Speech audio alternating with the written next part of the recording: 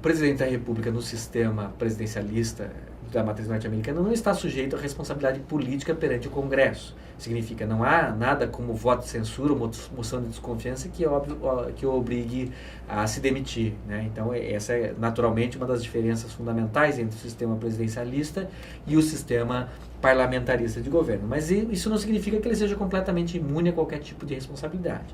Tem responsabilidade penal, excepcionalmente, embora tenha algumas imunidades, tem responsabilidade político-administrativa, que se traduz no Instituto do Impeachment. O que é o Instituto do Impeachment?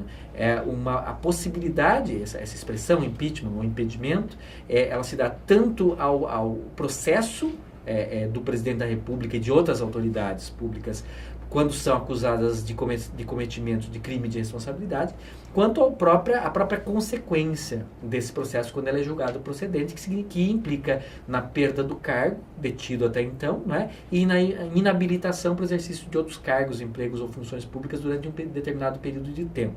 Esse instituto é um instituto recepcionado pelo direito norte-americano a partir do direito britânico, né, um instituto que é um misto de responsabilidade política e jurídica, né, existe uma mistura entre a responsabilidade política e jurídica. Ele tem algumas características de responsabilidade política, como, por exemplo, a sanção. A sanção é apenas a perda do cargo, ela não tem característica de pena criminal ou coisa do gênero, não é? Por outro lado, ela tem algumas características comuns à responsabilidade jurídica e não política, como, por exemplo, a necessidade de que o crime de responsabilidade esteja previamente tipificado em lei, né, ou na própria Constituição, ou na legislação, e também o processo para acusação e processo de julgamento do presidente da República ou de outras autoridades também, que eventualmente também podem estar sujeitas a impeachment, ele é um processo que tem características de processo judicial, né? Exige-se um mínimo ali de contraditório, de ampla defesa, não são todas as características do processo judicial, mas é um processo com características judicialiformes. Então é bem diferente de sistemas em que existe responsabilidade puramente política, que não exigem nem a tipicidade, nem processos judicialiformes para exigência, para responsabilização da autoridade. Aqui é um misto, não é? Esse modelo que nós temos no Brasil, em que a acusação é feita perante a Câmara dos Deputados, há uma denúncia por qualquer cidadão, a acusação é admitida ou não pela Câmara dos Deputados por maioria qualificada de 2/3 dos votos deputados. E se admitida, o presidente é julgado perante o Senado Federal, que pode condená-lo também por maioria qualificada de 2/3 dos votos. Esse modelo é exatamente o modelo norte-americano. Percebam que existe uma espécie de presunção em favor do presidente. A ideia é fortalecê-lo, né? Ou seja, além de estar demonstrado que ele cometeu o crime de responsabilidade, além de ele ter garantias durante esse processo de ampla defesa e contraditório, ainda existe uma espécie de presunção em seu favor, porque exige-se maioria qualificada para a sua condenação. Significa, na dúvida, o presidente continuará no exercício das suas funções. Isso é claramente um instituto que visa, ao mesmo tempo que promove uma certa imagem de responsabilidade do presidente da República, mas também promove estabilidade, permite que o presidente da República fique mais ou menos independente de pressões por parte do Poder Legislativo, né? Então, é efetivamente um instituto que é criticado por muitos porque é de difícil manejo, não promove amplamente a responsabilidade. Por outro lado, reforça a estabilidade do governo. Por fim, um outro ponto a ser destacado no que diz respeito ao Poder Executivo é a presença do veto presidencial relativo, que é típico de sistemas presidencialistas e que normalmente não se faz presente em sistemas parlamentaristas. O veto, como todos sabemos, ele se dá no momento final do processo legislativo, após a iniciativa e após as discussões e deliberação do projeto de lei, tanto na Câmara dos Representantes quanto no Senado, se instaura uma fase executiva para a maioria das espécies legislativas, que significa que o projeto de lei já definitivamente aprovado pelo Legislativo é encaminhado para o Poder Executivo para que o Presidente da República, anuindo a ele, o sancione ou, não anuindo a ele, o vete. Né? Esse instituto é tipicamente presidencialista. Nós o temos no sistema constitucional brasileiro e a origem é exatamente o sistema constitucional norte-americano. O veto, é importante observar e lembrar, o veto presidencial, ele pode ser manifestado por razões jurídicas ou por razões políticas, ou seja, o presidente tanto pode vetar um projeto de lei aprovado pelo Legislativo porque reputa esse projeto de lei como inconstitucional, por exemplo, quanto nas hipóteses em que ele reputa inconveniente, inoportuno, por conta das suas consequências sociais, econômicas ou de qualquer outra natureza. Então, o veto comporta algumas espécies, o veto pode ser integral ou parcial, mas é importante frisar, o veto não é absoluto, o veto é relativo. Isso é assim nos Estados Unidos, isso é assim no Brasil e em outros sistemas presidencialistas influenciados pela matriz britânica. Significa, o veto ele não é um óbice definitivo à aprovação da legislação. Ele apenas provoca a remessa novamente do projeto ao legislativo para que o legislativo aprecie o veto, né, a partir das razões de veto, dos motivos apontados pelo presidente da República para vetar o projeto de lei. E o legislativo, por sua vez, pode manter o veto, e nesse caso a parte da legislação ou o total da legislação vetada não entra em vigor, ou ele pode derrubar o veto, o que exige também uma maioria qualificada de 2/3 dos votos. Né? Existe, então, esse instituto do veto presidencial, é um instituto típico do direito norte-americano. Visto isso, né, dito isso sobre o poder legislativo e o poder executivo, nós temos que examinar agora o poder judiciário. Nós não vamos nos aprofundar muito no poder judiciário, porque, como já dito, o principal aspecto que nos interessa nesse curso é o controle de constitucionalidade, seja no âmbito do controle de normas, seja no âmbito da jurisdição constitucional das liberdades. Isso será objeto da terceira parte do nosso curso. De qualquer maneira, aqui no sistema constitucional norte-americano, há uma razão para a gente falar um pouquinho mais sobre o poder judiciário do que falamos no sistema constitucional britânico. Até porque aqui existe a possibilidade desse controle judicial, ao passo que no sistema britânico, como nós vimos, o controle judicial não existe. A primeira observação é a estrutura desse poder judiciário, né? O Estado norte-americano, como nós já nos referimos, é um Estado federal. E sendo um Estado federal, ele representa uma duplicação das estruturas. Nós temos um legislativo federal, um legislativo estadual, um executivo federal, um executivo estadual, um judiciário federal, um judiciário estadual. Então, essa é uma característica que nós poderíamos destacar aqui, que é o judiciário dividido em duas esferas, né? Uma estrutura mais complexa. Nós temos a Justiça Federal, que é composta por 3 graus de jurisdição, juízes federais, os chamados tribunais ou cortes de circuito, que são uma espécie de tribunais ou cortes de apelação federais, e sobre essa estrutura, a Suprema Corte, que é o órgão de cúpula do Poder Judiciário nos Estados Unidos da América, tanto federal quanto estadual.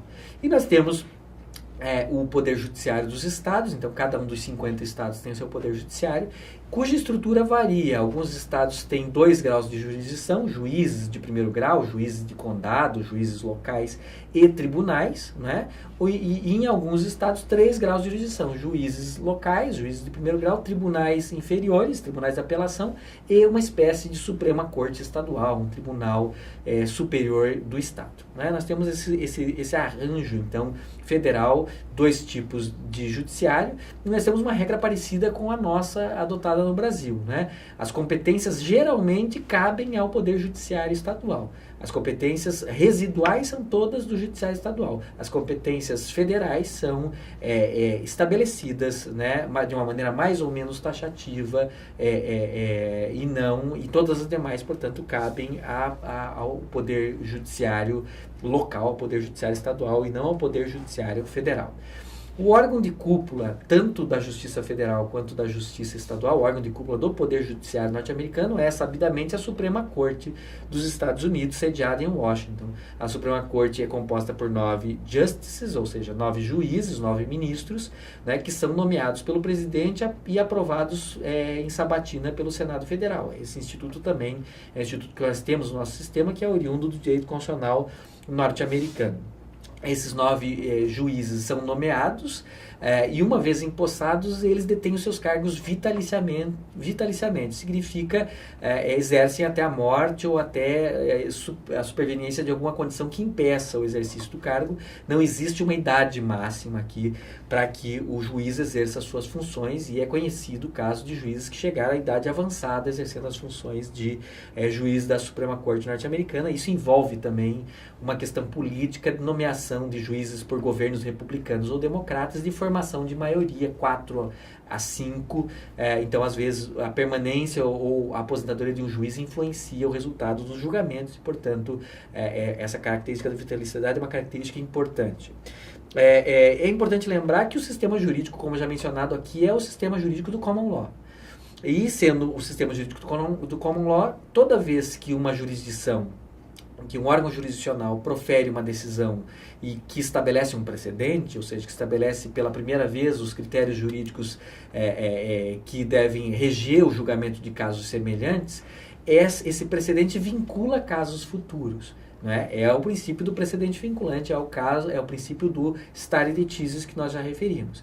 E lembrando, quando essa decisão, esse precedente é estabelecido por órgãos superiores ou intermediários ou superiores, como tribunais de apelação ou supremas cortes, eles vinculam não apenas o próprio órgão, mas vinculam também os órgãos de jurisdição inferior. Então, se um tribunal de um determinado estado estabelece um precedente, todos os juízes subordinados a esse tribunal são obrigados a observar esse precedente dali por diante. E assim sucessivamente. De modo que quando a Suprema Corte estabelece um precedente, esse precedente se revela vinculante para todos os órgãos do Poder Judiciário dos Estados Unidos da América, sejam eles órgãos do Judiciário Federal, sejam eles órgãos do Judiciário Estadual. Isso é importante porque vai impactar, como nós veremos mais à frente, no sistema de controle de constitucionalidade difuso no Judicial Review, né? Que não está expressamente previsto na Constituição, mas que tem alguns dispositivos que, de certa maneira, permitem tentar justificar a sua presença. Estão ali no artigo 3º da Constituição norte-americana, na seção 2ª, número 1º, e no artigo 4º, número 2º, mas nós veremos isso melhor no tópico relativo à jurisdição constitucional. Né? Mas o Judicial Review ele está presente, então, dentro desse sistema, e ele tem meio que como pressuposto o common law. Isso é uma coisa importante. O common law, o pressuposto do Judicial Review é o precedente vinculante típico do common law. De modo que quando nós transplantamos o Judicial Review, o controle difuso de constitucionalidade, feito por qualquer órgão do judiciário, para um Estado que adota a matriz romano-germânica, na qual não há precedente vinculante, existem alguns problemas. Nós vamos fazer referência a isso adiante. O principal problema é meio evidente, não é? A possibilidade de decisões discrepantes, algumas considerando uma norma constitucional, outras considerando essa norma inconstitucional. E mesmo quando os órgãos superiores da jurisdição estabelecem a sua posição, os órgãos inferiores não estão obrigados a observá-la. Então isso gera alguns inconvenientes. Isso aconteceu na Itália, né, após o final da Segunda Guerra Mundial. Isso aconteceu no Brasil, não é, durante muito tempo, e teve que se criar instituições para manejar esse problema. Normalmente, Judicial Review, controle judicial de constitucionalidade de tipo norte-americano, que é difuso, feito por qualquer tribunal ou qualquer juiz, ele pressupõe a existência de uma estrutura de base típica do common law. Ele pressupõe o precedente vinculante. Então, quando ele é implementado em sistemas romanistas, existem alguns problemas que, por vezes, se verificam. Apenas a título de curiosidade, o precedente que é sempre indicado como origem do Judicial Review, do controle judicial de constitucionalidade norte-americano, é esse caso famoso, Marbury versus Madison, que diz respeito à tentativa de posse do Marbury em um cargo de juiz de paz, posse que havia sido negada pelo secretário de Estado do presidente que sucedeu o presidente que o nomeou, né? E foi um caso julgado em 1803 pela Suprema Corte sob a presidência de John Marshall. Esse é o leading case, esse é o caso mais importante, o primeiro caso da Suprema Corte que afirma claramente que todo e qualquer juiz nos Estados Unidos juiz ou tribunal, né, tem a competência para realizar o controle de constitucionalidade das leis. Significa dizer que quando se depara com uma lei que ele entende que fere a Constituição, ele não deve aplicá-la, ou ele possui a prerrogativa de não aplicá-la. Então, esse precedente é importante. O fato é que nós veremos depois que existem alguns fatos anteriores mesmo em tribunais estaduais que já haviam deixado de aplicar leis que consideravam inconstitucionais, e mesmo existem escritos ali nos Federalist Papers, né, naquele conjunto de artigos publicados por Alexander Hamilton, John Jay, James Madison, que já previam, já explicavam aí no final do século XVIII ainda, por que razão esse sistema deveria ser assim, por que razão os juízes deveriam ter a competência para não aplicar leis inconstitucionais. Então, embora o precedente mais famoso seja Marbury versus Madison, né, e o voto do juiz John Marshall, né, do Chief Justice do presidente da Suprema Corte, John Marshall, o raciocínio já estava pré-estabelecido e nós faremos referência a isso posteriormente também com relação a esse aspecto.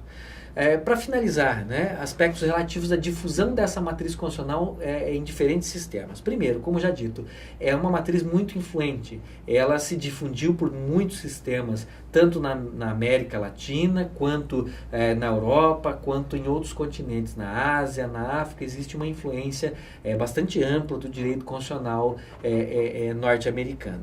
Existem transplantes ou exportações tanto de elementos isolados, alguns elementos típicos dessa matriz, quanto transplantes globais. Isso é bastante interessante, né? Ou seja, às vezes o transplante é de um conjunto de instituições, ou seja, tanto o federalismo, quanto o republicanismo, quanto o presidencialismo, quanto a separação dos poderes com checks and balances, quanto o judicial review, tudo isso em bloco. É isso que a gente quer dizer com transplantes globais, né? Existem transplantes globais que se deram por imitação, é o caso do direito brasileiro, é o caso de vários sistemas latino-americanos, né?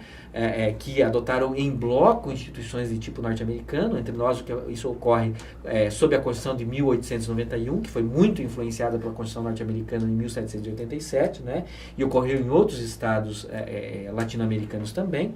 Existem transplantes globais, ou seja, do conjunto de instituições por imposição, né? Ou seja, em determinados contextos políticos em que os Estados Unidos intervieram sobre determinados estados e impuseram as suas instituições constitucionais. É o caso da Libéria, é o caso das Filipinas, é o caso da Coreia do Sul, em que houve imposição dessas instituições, do conjunto das instituições constitucionais típicas desse constitucionalismo. E existem também numerosos transplantes parciais, normalmente por imitação, ou seja, espontâneos, né? Em que o próprio sistema que recepciona a instituição buscou o modelo norte-americano como inspiração. Isso ocorre, por exemplo, tendo como destino o Canadá, a Austrália, a Índia, no que diz respeito ao federalismo. Todos esses estados incorporaram o federalismo com inspiração no direito constitucional norte-americano. Os países do Commonwealth, ou seja, os países que faziam parte, que eram ex-colônias britânicas e depois conseguiram sua independência, assim como no que diz respeito ao Japão e Portugal, no que diz respeito ao Judicial Review, controle judicial de consolidado das leis. A França até mesmo sofreu, num determinado momento histórico, influência de instituições norte-americanas. Uma das constituições francesas, a Constituição de 1848, ela tentou reproduzir certas instituições norte-americanas, notadamente o presidencialismo. Então, como nós podemos ver, é um transplante que pode ser em bloco, de um conjunto de instituições ou de instituições separadas, e que se deu com relação a vários sistemas jurídicos e vários sistemas constitucionais distintos.